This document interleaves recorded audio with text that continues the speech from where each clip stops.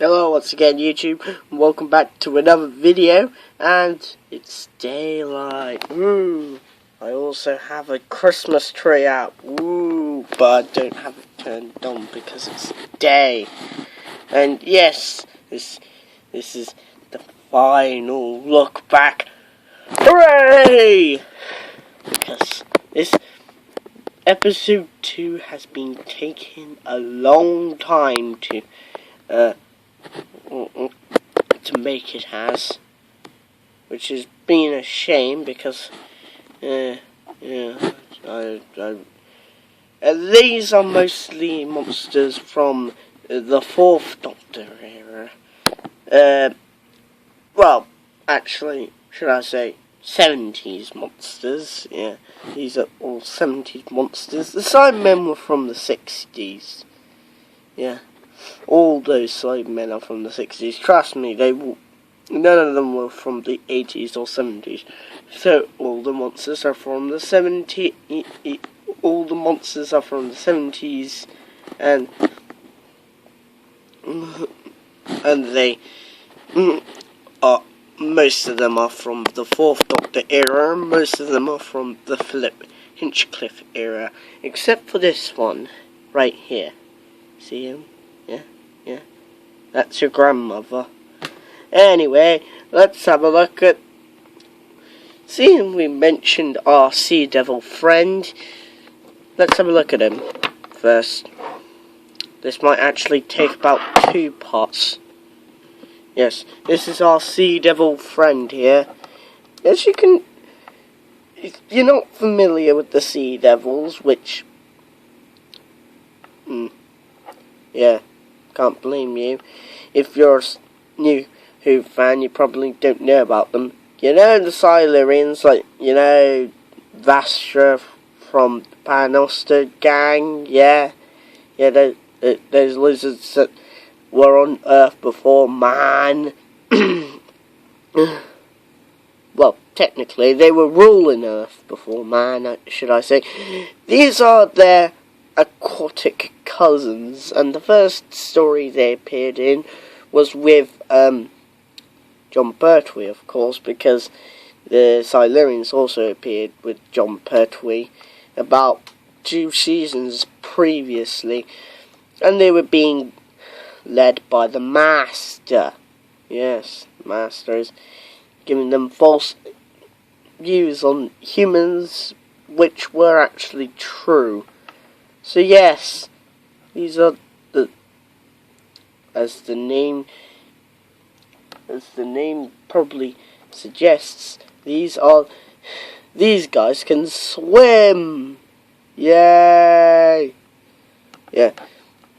They also actually have a gun, unlike the Silurians, which had a 3rd eye in the classic series. And in the original first story featuring the Silurians, it was meant to kill people, and in the second story featuring Silurians, it was meant to make people realise who's talking. Yeah, because it was really confusing. Yes, and this has been with me since 2009, 8, I can't remember. So there's a little bit of wear and tear on the cloth thingamajiggy, whatever this was.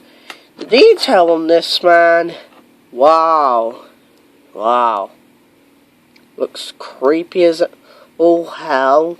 Yep. Check. It has a gun that has a gold line on it, and and it looks exactly like it came out of that ocean where they live. Yes, it's got the fins.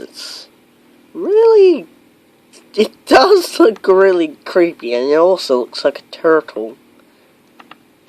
Probably that's the reason.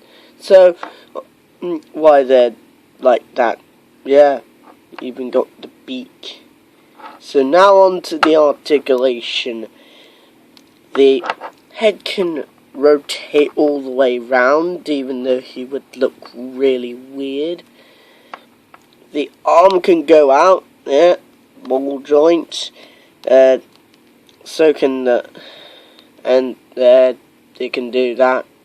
Can't rotate at the, doesn't have that stuff. The hand can rotate, and the leg can kick out, and the leg can kick in, and the feet can do this, which is only on the Sea Devils. So yeah, this does look really nice. They put a load of effort into this figure, and this was on store shelves. So unlike now, where most classic Doctor Who action figures and new Who Doctor Who action figures are only available on Forbidden Planet or Toys R Us. So yes, overall this is a pretty good figure. You could also put the gun in the holster,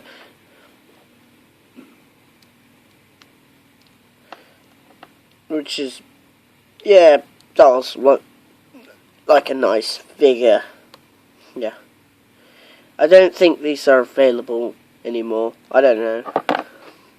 Now on to the Zygon.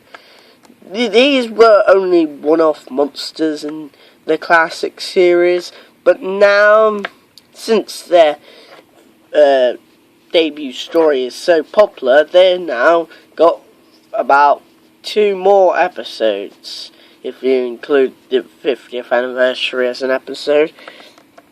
Day of the Doctor and the Zygon inversion, whatever. Now, these are really creepy monsters. They can change into anything they can. They basically, you know that movie Invasion of the Body Snatchers? Yeah, they were meant to be like the aliens in that, only they have an actual body. Yeah. They also are ones, they're a sucker for suckers. Oh my lord. This one is called Bronton, the Zygon Warlord, which, I don't know. It looks like a normal Zygon to me. Unfortunately, his hand is stuck into place. If I move it, try to move it, force it to move it, I think it would break, because these were played with a lot back in the day, back before I even had a YouTube channel. I did watch YouTube videos, but I didn't have a YouTube account. So, on to the articulation. No articulation at the head, because that's obvious, because, well, why do you need articulation at the head for this creature? The arm can go all the way round, even though it's a little bit stiff. And it also can kick out, and it can also rotate. Just like, there's no ankle articulation, there's no wrist, there's no hip movement. Yeah, the Sea Devil has hip movement, but it's a little bit restricted by his netting. The legs can do the splits, and so can the Sea Devil, but it's also restricted, unless you want to see Sea Devil junk, which nobody wants to, unless that's a fetish of yours. The leg can't go all the way out, because, well, it's hindered by this thing, jiggy here. These suckers. Leg can kick out perfectly fine, and the leg can rotate. So overall, this does actually look like it came straight off that 1970s style of the screen moving on, we've got SV7. SV7, this guy's from Robots of Death, which is also a classic. I think all these monsters come from classic episodes that people love. And there was another one of these Vok robots in this wave. Do you want to know what happened to him? I'll show you.